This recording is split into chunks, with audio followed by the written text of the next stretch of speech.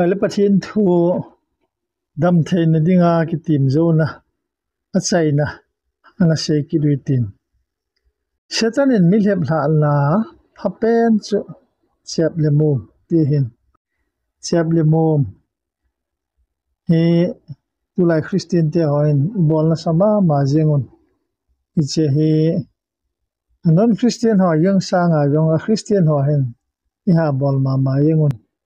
che he setan man cha phata khat hi ye chu ita sa su siat na dinga he setanin na sata pan ala hi je in idam the na ho yong he su siat pe no ma hin pathian chun idam the na ho he event pe no ma hin setan wang chun ita sao siat na ding bo se ei boi pe ti se do anomon na za khai ni ko wa talap terenga ka ka ji mama ji pp tiu ham ya jong ka siang pon chi ho jo se he kol ho sum hol na mai ta banga hin chi ho he chi hoi ne je wa he ta sao dam the na tam ta su se de je in til kho ma yang he ti hi se do anomon job bung som ni sang som ni do som ni chu sima le gilo na su akam sunga wa kum che hen lang aman he chu le no ni sel zong le den chala ya se hi bible pha lai chun khai ni ti chat hi zong le khai ni se na ta kilo ka sama ma jeng he se kam sunga de kum che zong le ka kam thu me hoye na du mo mai lo le mom the pin na ne yam ti jibin aman he chu khen lo hen chu le not thap da hen akam sunga chu ti koi den ta yong le a oya an chu agi fialin sunga gul se gu hatta su ta le a le no ya a koi ama dinga tuita he yong le che chu la do nom lo bin sel hanom lo bin ngol nom lo bin ne jing ta hen lang he le hi che amom a hi do le atui aval ji chun asunga chun gul se gu hat ta ta hong bang tin atin he che gul se gu hat ta da banga o ma chep le mom ho kham le sei dum khu I chep lut ine lut I val lut ho chun hin kho wa I chan ge na an to ta dem ti he gel pha po bin hi che hin PPN su se da me ti le chi ho yo se hi mo yeng de hin Việt ngam ngam dong pon alol hom yang ki de hai lim hi ke mo siam thu thui pon che ho he heta banga kham na thei ho ana bol ho che ho ana bol ja he kam ho ale dang ho khadang ho hitia he cancer veya la sata hitia he hiti mai hi smoking and chewing tobacco are the main causes of cancer atin cancer na dinga 20% wang iti jong le che ho ni ho hen cancer ane jinge ti che ho hi ai thele ai ho hi ne lo hel de hi nei khu ho jong hi sal sa la ke yin nei wang cho jo si hi setan na to na ngen hi jengin I chup lam ho na satai na su sen hi che dum khu hin che ho hi he ho ni bol lo be dong wa pha hen I che hen I pi ham I ti ai da Dr. Lunis Paulingin amo do le mai do chu sigret jang khat chap hin khu minutes som le 0.5 minutes I che chu hin khu asu chom thei atine chi je chun dum zel chap hin khu asu chom thei dan chu ama hen chen ta amo le ha la he ho hin khu chu asu som tinan chulup jang kha chun minute som le su som the hi ada nga hisab mong te lo kumizat ham in chep in mom ho chun kumizat ham ma chu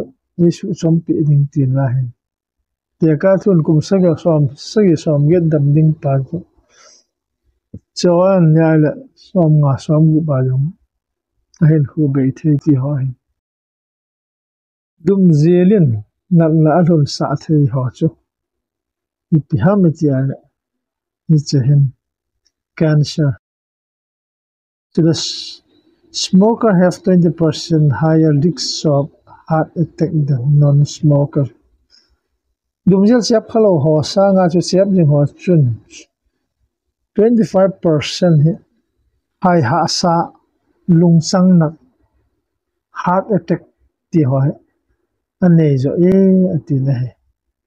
iche hi dumjel siap khalo ho lung sang hin avom lang pa hele dumjel siap jing ho hin che hi lang siti ichup ti na he khala he goyeng dum khol tu tu na he chup sunga he alum nel cha cha balun tabang hui na theu men chawa jo se hi aka set ti dan he alo phal nicotine causes the arteries to sink churup berry khaini tobacco hin nicotine min hijechun ichijung ichilol na pipe arteries kiti hi asuniavin asupomin hitihin thisan chu phatera che theji pon phatya che theji lo teng le ita sa ho he ti kham chat thelo aye chu thisan oxygen chun phatya sol thelo ji asu che chu umji hi je chun ani thebe chi ho he po ma yang lung chang na la hun sa theye atinai ni chen heart attack aye chu hi sia I hai phal la ahu itia oxygen chia ho a block ji asu itia he the hi ichun che lung chang niao cha cha ho cho niao ji ting chu le si jam blood vessel ti ho chu phat ten asi tha the ji pun heart attack ham ai lo le stroke ham ti ho chu aum ji tan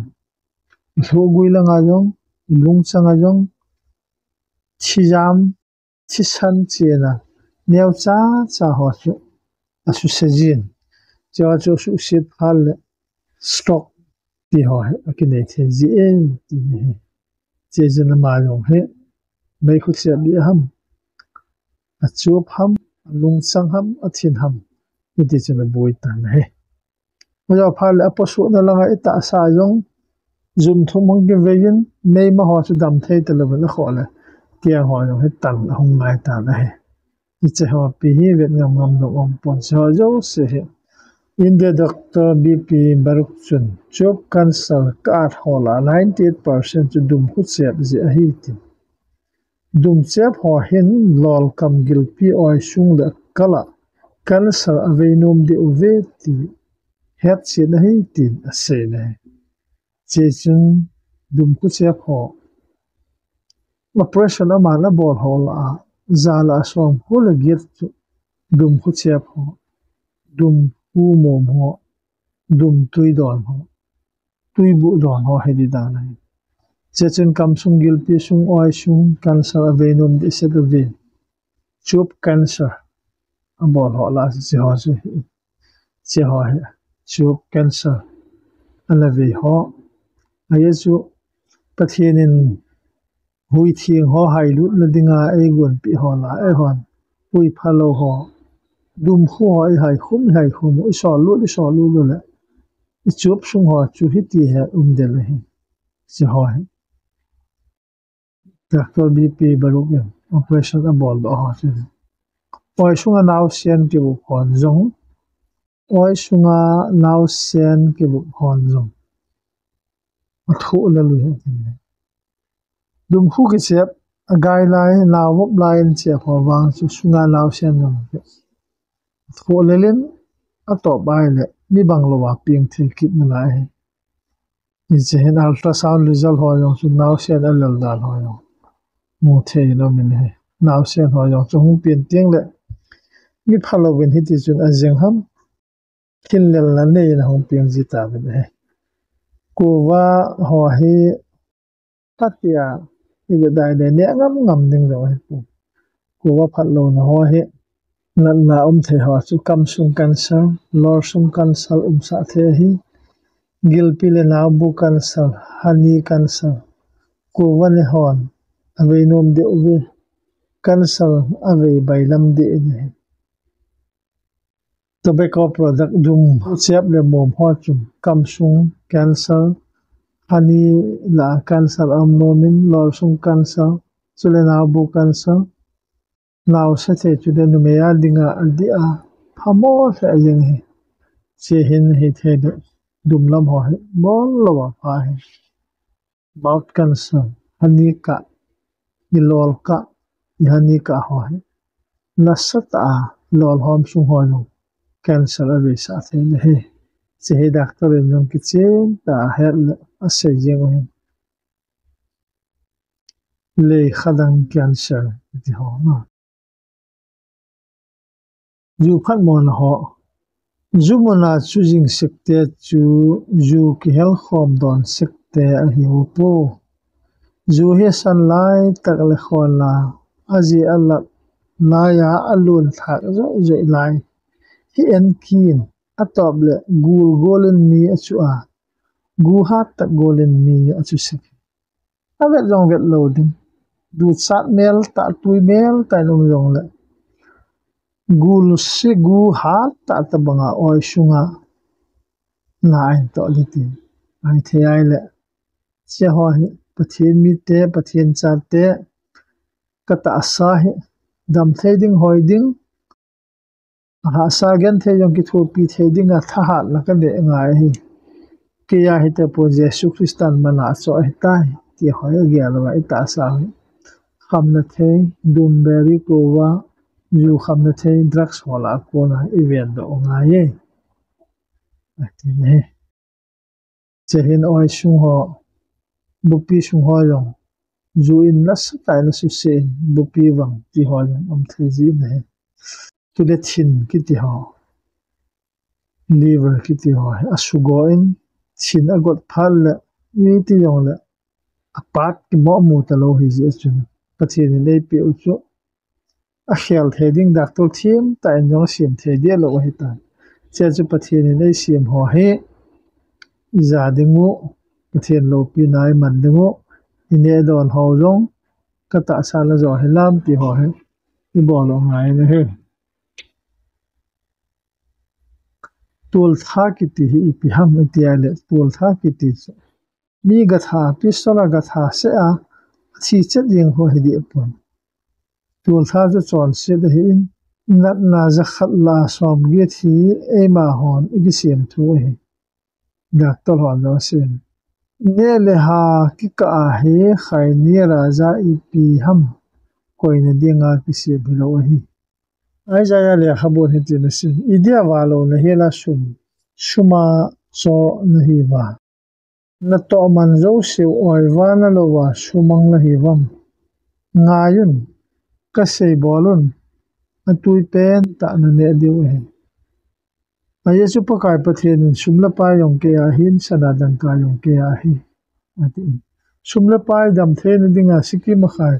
e ga lo the na dinga tha ha lai pi yong pa ka ya sumin mu pha lai bola alangan se the do dinga na su mang jiu ham ti su alangan se yong I the be se lo ai wa nga apoi mo pe na ki de ya oi wa na ding no hi be se lo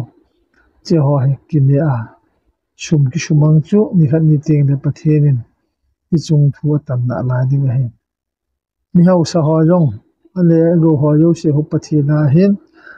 pathenin ne le go phathe bo ho hu ne lo sa ga gen the ho I thu pi ding ai la ma hon ki thu pi ki lo la ama hon a duty diu pathenin a gon pi a fulfill zo lo ai ama ho chun sum hol thiam jo na to har jo so ji a sa ama we akilam do akingo hon midanga ne lo ho chu noi se na mi tha se hon na yong tong lom lo ti lama noi se na kam pa wa malawa midang pan pi thu ma se ho noi se tan ho na ama chung thu yong pathian ni khat meeting lan tat pe ki ding he ti yong se do ano me he gari se mo chun gari phat na ding he agin ai chu ama ho component se mo chun gari ti vet kol dem ti amanuel le khabu yong ale ne he se le khabu dung zu ya chu le hi che gari ham engine ham chu vet kola chia chu thau thun na dinga thau thun ding tui thun na dinga thun din engine oil thun na dinga thun ding engine oil thun na dinga chun tui ki sung hen lang ai lo le thau thun na ding ho chun chi ho po ko hen lang chi tui ho po ko lo gari su iti yong le sepai yong di ti lai cheta bang cheta chu ai ho yong hen pathin ni le sia mo hen pathin ni manuel ivet holding dan ai shape ki tho hai phat tai da poi mo tu ni hin Jesus Christa hi idam thei dingu I hoi dingu I hat dingu I phat dingu de hi Satan wang chu I chiwa diu idam mo diu igen thei diu hi ama de hi tu ni hin koi yo he na ki senam Satan de da na hin khuna man no ma Jesus Christa de da na hin khuna man no ma nanga yong na hi ta puin Jesus Christa na tha do hi tan Jesus tu ni hin pa kai Jesus Christan ei ho a thieng ding in ei de ne he I jenem te le ke ma ka thien jen nang ho yong thiengon ti le ki sune a ki sune ti lai ta he Leviticus bung som kha cha som le li som le nga si ke ma ka thien jen nang ho yong na thien ding o hi le se chunga a hol hona ki loya op a ki thol gan hin ho ki su bu lo hel ding o hi Peter in ji hun la ya che tua ine ho kham na the churu beri ko wa ki ti wa jong nom lo mai the aman he chana thien ning oi ti hi pilam ham te le ne le cha sa thieng sa bu la mai ai chu cha ko nu kila do a ke se hi jesu tin a ki sune an tin jesu tu ni hin ne le sa jong a thieng lo hian wa ale thil I chin habit ho chu I ti nga the di wi tam ale hel ha nom na hai nom na ngol nom na lungthin I pu ngai a yo phal le tua ka khuda na khuda ho chu le mang de hi khat ve thua hai san ding hat gun nga hi ola kai san nan te ados isu nem jiu hi ithil ne ho ithil chin ho tui che se yen che ya ju khat ve thua hai yang ngai hi ayo phale ita saw ki su ding exercise na to chule ki su thiang ding I von jong khel ngai hi ai chu tangol hi tai ti chu midang hol a he to ngai hi ni van jong khel ding gol le pa jong khel ngai ine khom pi ho ko ma lo ding midang la ya ine le khom pi don khom pi che khom pi ho ko ma yong lo ni I khula yong khoi ki thi mun lo di hi pakai ko ma ki pe lu ding ta win lam ama ki ngam chu ti le tha ni de hi chu ti hi ye chun hagau thieng in a sei bangin tunin nang hon awana za wa hi le lung han sa na banga chun la lung ta sa hi gam thi pa pat sa la ya bang chun bo hi ita bang hi tuni hin ita sa ho gam thei wa I hoi dio ai de che ho jo se pathin order na ege lo wa lung ita sa lo dio Israel sa te yang lung ta sa wa kanan ga malu lo ta bang wa chu e ho yang lung ta se mo le wan kanan gam thon jo lo ding wa hi che sum tu ni hin bible ite siam ti na je na mate da aman hitin ti ke man san tha sang na taw naw ka sange ile hu hing ni khonin lang ma ka hu na hi vevin tu hi la pha ta hi tu hi hu hing na ni ho hi tu ni hin san pha ta pakai ocheng thu ki se ho hi san pha na hi tu ni hi ta sa thaga wa hu hing na san ni hu hin tu ni hin nang zong hi che Satan shua ko la na ki ha ong dingin pakai o na zai le thulu na phata na le ya tua na hin khu na lai chu pakai lo pi na dinga na mana na dam the ya na hoi ding hi pakai na nga jinga hi thin thu I ga se bon sa wa dingin pathin phathe bu ta han